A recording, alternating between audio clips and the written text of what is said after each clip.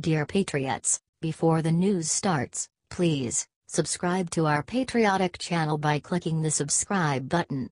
Give us a thumbs up to this video. Don't forget to leave your opinion below in the comments section. Share the news on Facebook and Twitter so you friends see it. Thank you. Eminem releases perverted rap about Ivanka Trump in the trunk of my car. The rapper Eminem made headlines when he released a freestyle rap against President Trump. He then whined to the media when Trump didn't acknowledge it. I was and still am extremely angry. I can't stand that motherf. I feel like he's not paying attention to me. I was kind of waiting for him to say something and for some reason, he didn't say anything, said Eminem. He hasn't given up. He released a new album filled with anti-Trump lyrics, hoping for some attention from Donald Trump. Some of the lyrics were particularly disturbing, with references to rape. But because it is insulting to Trump, liberals are cool with it. Someone get this Aryan a sheet. Time to bury him, so tell him to prepare to get impeached. Everybody on your feet.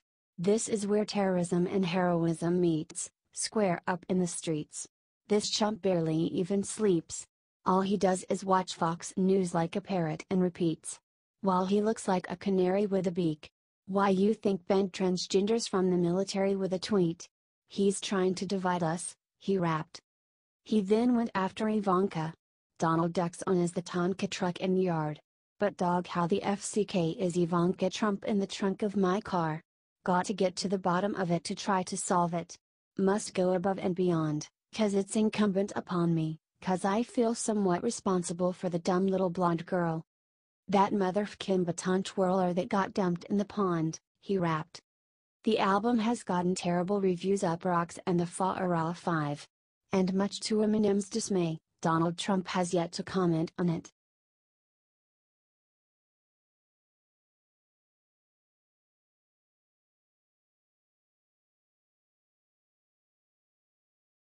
Trey Gowdy eviscerates FBI for conspiring against President Trump. During the House Judiciary hearing, Trey Gowdy drilled Deputy Attorney General Rod Rosenstein for the FBI's blatant bias against President Trump. The reason we have special counsel is because of a conflict of interest. We don't like conflicts of interest because it undermines people's confidence in both the process and the result, said Gowdy. And then, lo and behold, those that are supposed to make sure there are no conflicts of interest seem to have a bit of their own, said Gowdy. Gowdy went on Fox News and attacked the FBI more for their bias. This is a really bad fact pattern, said Gowdy. I hate it for Rod Rosenstein that he's the one explaining it because he's not FBI official, Peter Strzok, and he's not Deputy FBI Director, Andy McCabe, and he's not former FBI Director, Jim Comey, so he's having to do a little bit of cleanup. But these are really bad facts if you care about an impartial, objective Department of Justice and FBI, said Gowdy.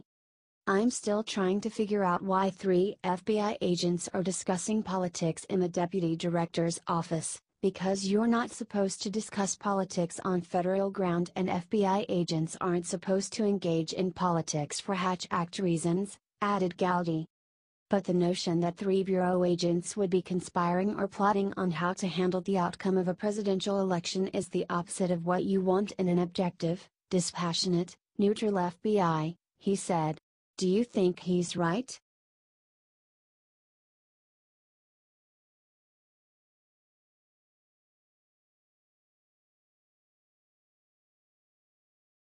MSNBC host says her calling Trump a bully and worse isn't an opinion.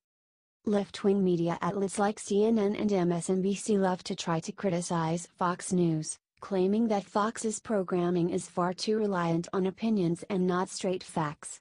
Of course, the liberal news coverage is even more based on opinions, but they have the gall to call their opinions facts. This was shown recently when MSNBC was covering President Trump's speech to the FBI National Academy. Reporter Peter Alexander trying to drum up some controversy by stating about the president, "What do you say when you're speaking to that community that's under attack?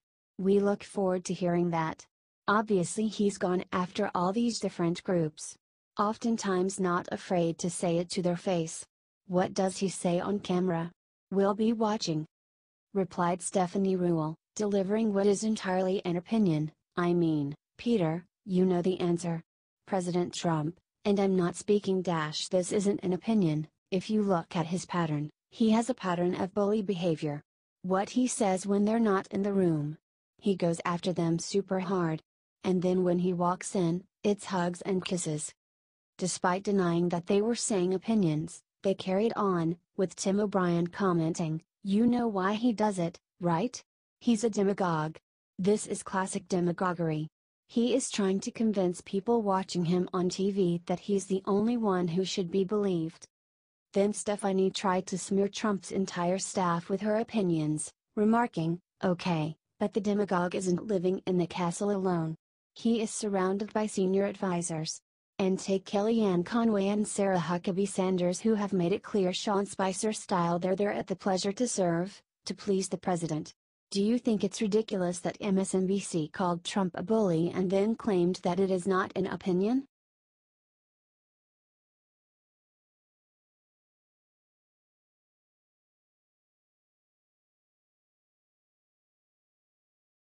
Watch Joe Scarborough accuse Trump of having a mind meld with Putin. MSNBC's Joe Scarborough keeps getting lower and lower. He showed some clips of President Trump and Vladimir Putin saying vaguely similar things and then accused them of having a mind meld and being one person. Boy, I tell you what, Willie, that is some message discipline. You've got to really respect those two guys just for no other reason to have the message discipline that they have. It's so jarring, and we're going to be introducing Peggy Newton in a second here, said Scarborough after playing a couple of clips. But for those of us who grew up as conservative Republicans in the height of the Cold War, it really is jarring to see Donald Trump in a minute meld with a man who runs a country that invades other countries, said Scarborough. That shoots down passenger planes, that assassinates journalists, that assassinates political leaders, pretty jarring, but he's doing it, and as David Ignatius says, that facts are hiding in broad daylight, said Scarborough. Former KGB agent Putin knows exactly how to play Donald Trump. He says exactly what he knows Donald Trump will respond to, responded MSNBC's Willie Geist. Oh my God, he plays him like a fiddle, said Scarborough. And in fact got a phone call from the president yesterday, said Geist.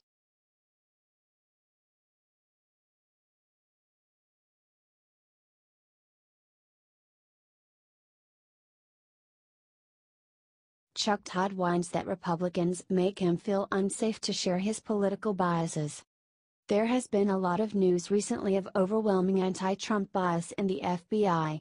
The FBI is supposed to be dispassionate and neutral and objective in their investigations, but have shown time and time again that they have a bias against the person they are doing an investigation against. MSNBC's Chuck Todd tried his hardest to minimize these valid concerns. He attacked Republicans for demanding that people be objective. He then complained that these same Republicans stop him from showing his own political biases as a news reporter. By the way, this feels like a slippery slope, this thought police stuff. Where does it end? Does that mean FBI agents are not allowed to have any political opinions? They've done it to our industry, in absurd levels, and it was a campaign tactic. And now they're doing it to FBI investigators, whined Todd. Making your opposition, or even in this case the observers, the press, part of the story, responded AP White House reporter Jonathan Lemire. Just like the FBI. The investigators. They're not taking a side, claimed Todd without evidence. But the Trump world, and the right in particular, both sides have done this, but particularly the right and Trump world have sort of made the FBI or the press the story and used it to attack them and undermine credibility, said Lemire.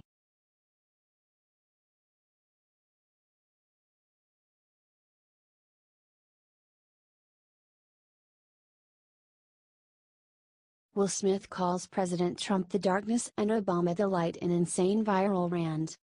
Two-time Oscar-nominated actor Will Smith made a strange announcement about politics in our country.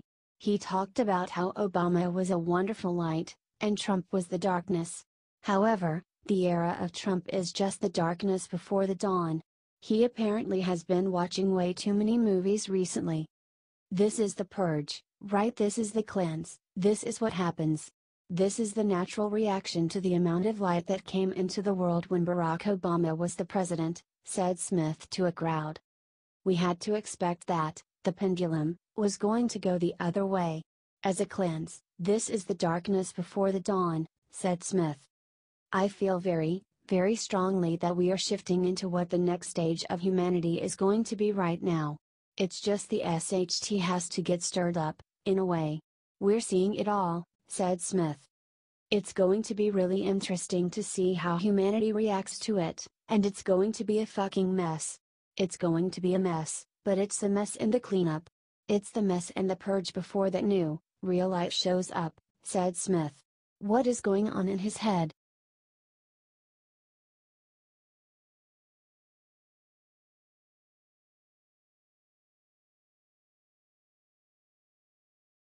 President Trump destroys 185,000 pages of government regulations in one dramatic movement. President Trump announced his incredible success at eliminating unnecessary taxes and government regulations. He stood next to two large stacks of paper. The first was 20,000 pages and represented all the regulations in 1960. The second was 185,000 pages and represented all the regulations in 2017. President Trump took a pair of scissors and cut the red tape. One of the very first actions of my administration was to impose a 2-for-1 rule on new federal regulations. We ordered that for every one new regulation, 2 old regulations must be eliminated. You heard me say that on the campaign, many, many times. As a result, the never-ending growth of red tape in America has come to a sudden, screeching, and beautiful halt, said President Trump. Instead of eliminating 2 old regulations, for every one new regulation we have eliminated 22. 22, that's a big difference. We aimed for 2 for 1, and, in 2017, we hit 22 for 1, Trump said. Every unnecessary page in these stacks represents hidden tax and harmful burdens to American workers and to American businesses, and, in many cases, means projects never get off the ground, said Trump. By ending excessive regulation, we are defending democracy and draining the swamp. Truly, we are draining the swamp. Unchecked regulation undermines our freedoms and saps our national spirit, destroys our company. We have so many companies that are destroyed by regulation, and destroys obviously jobs, he said. Now there is accountability. So together, let's cut the red tape. Let's set free our dreams. And, yes, let's make America great again, said Trump.